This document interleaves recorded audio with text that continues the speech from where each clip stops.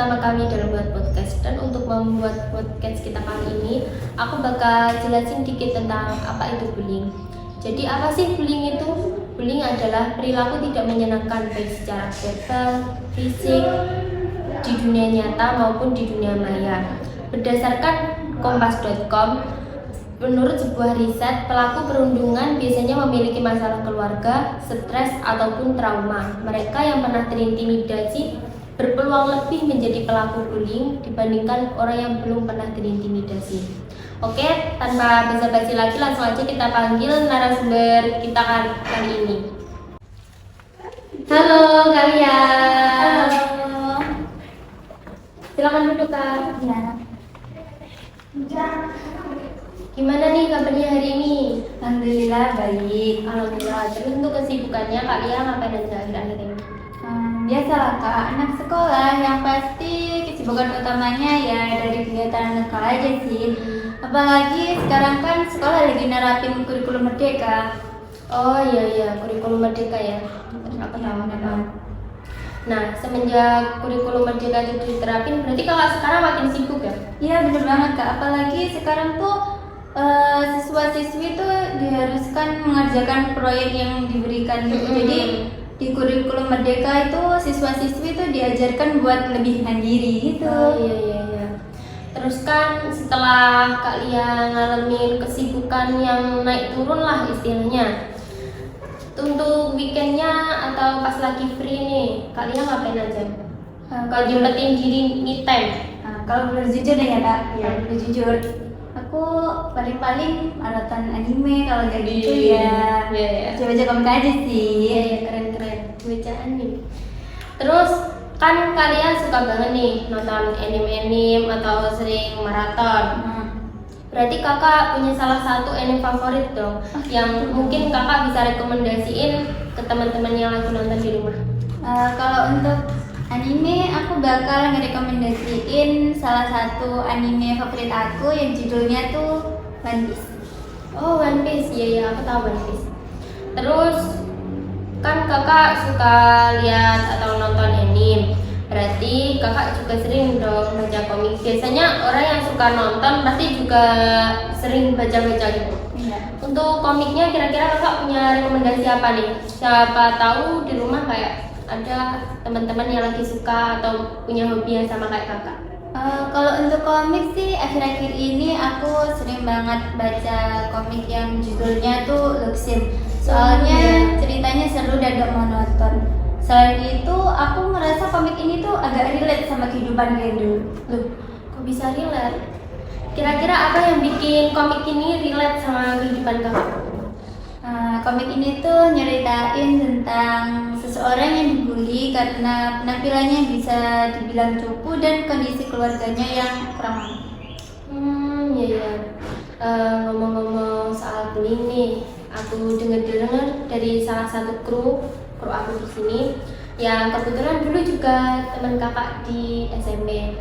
Katanya kakak pernah jadi korban bullying di sekolah atau menjadi salah satu lah. Emang itu benar? Yang kakak bilang memang benar. Waktu SMP dulu aku pernah jadi korban bullying.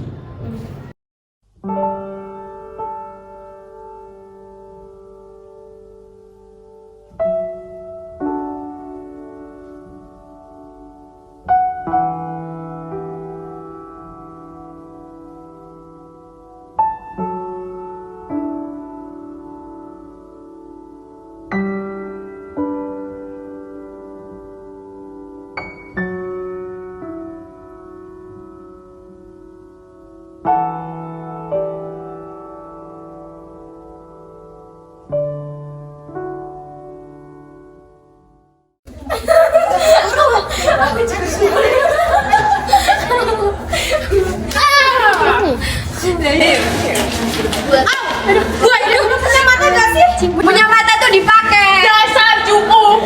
Maaf, ini minuman. Ganti rugi.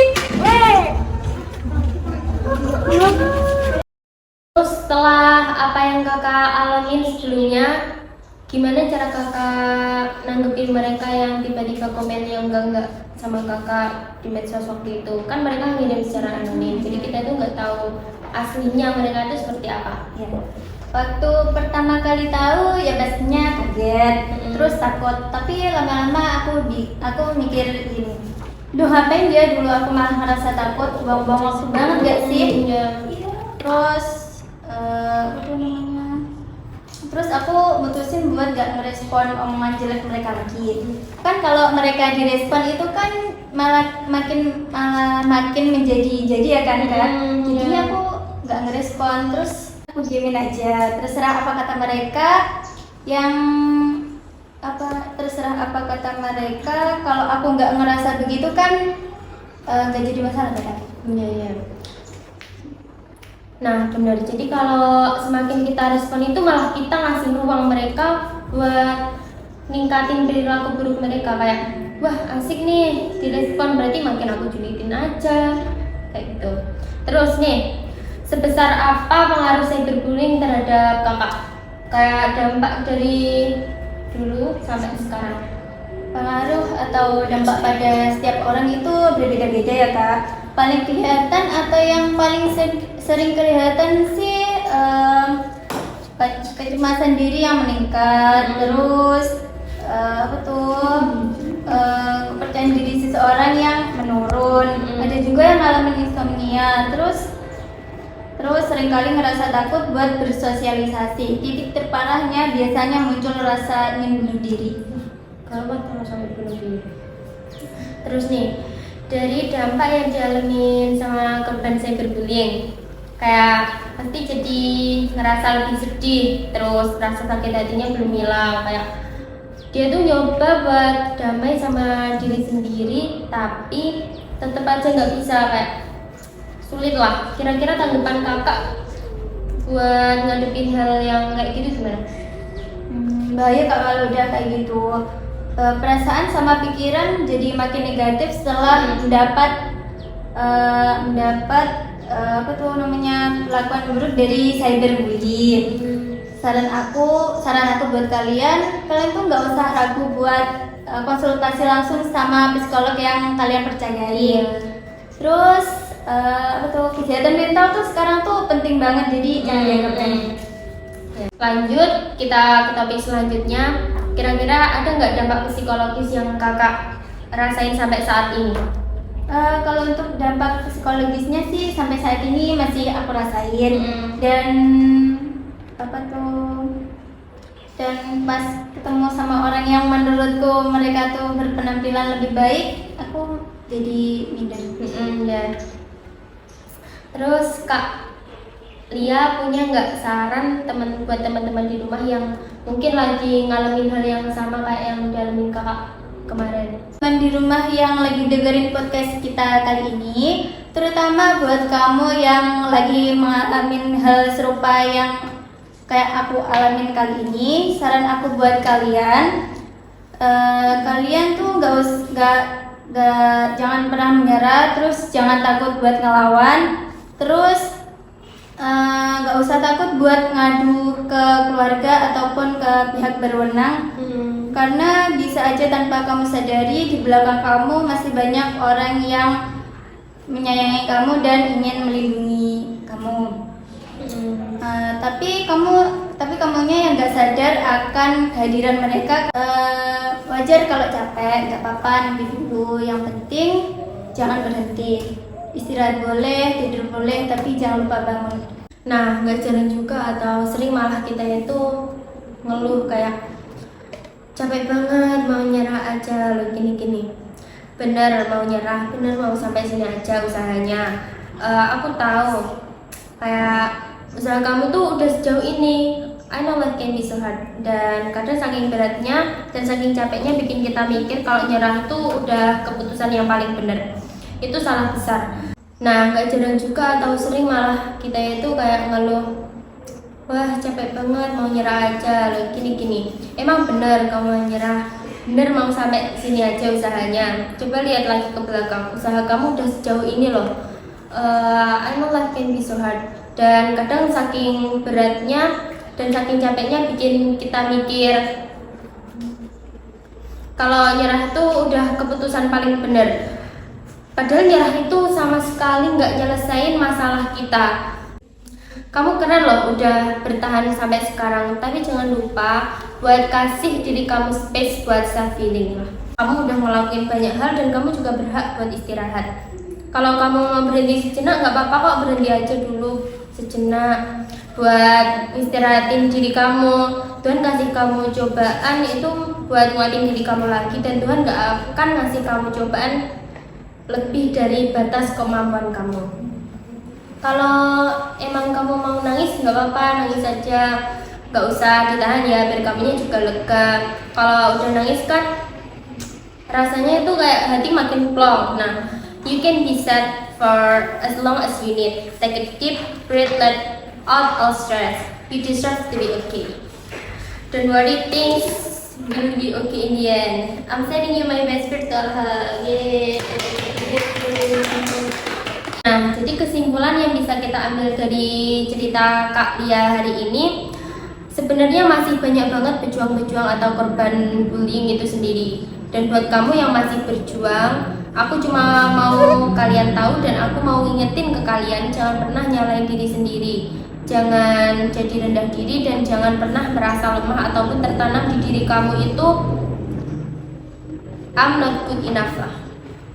Sebenarnya para pelaku bullying itu adalah mereka yang tersakiti, mereka yang perlu kita tolong, karena rata-rata dari yang aku pelajarin ini, korban dari bullying adalah mereka yang dendam, mereka bosan ditindas, jadi mereka kayak balas dendam lah. Mereka yang tidak mendapatkan perhatian lebih cenderung merasa lebih percaya diri, mereka merasa lebih kuat, merasa lebih powerful, kayak ngerasa wah gue udah jagoan nih. Tindakan bullying juga nggak selalu kayak di sinetron sekolah gitu.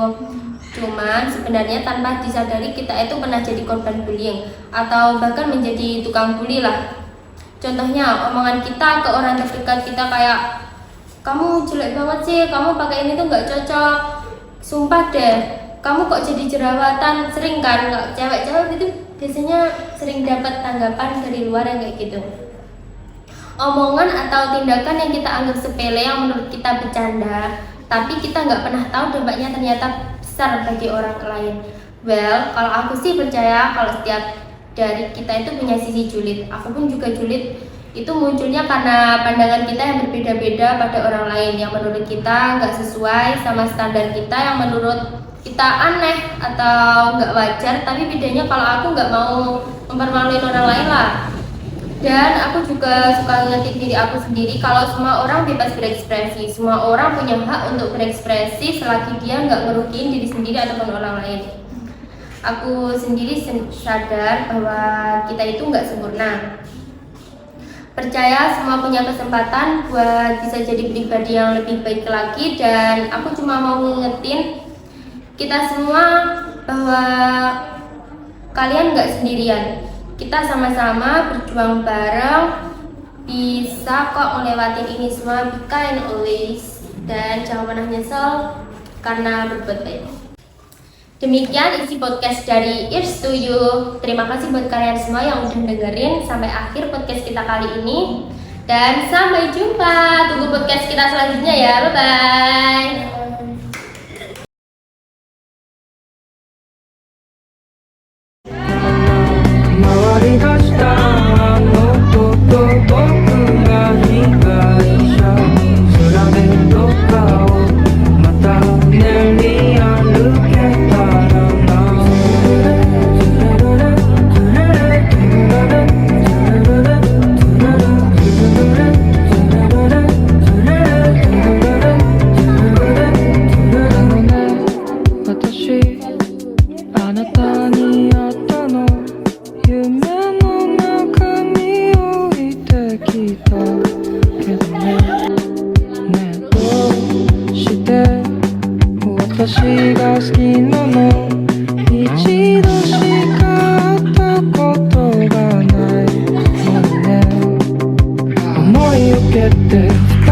Stand 忘れない愛を歌う言葉を二人に貸して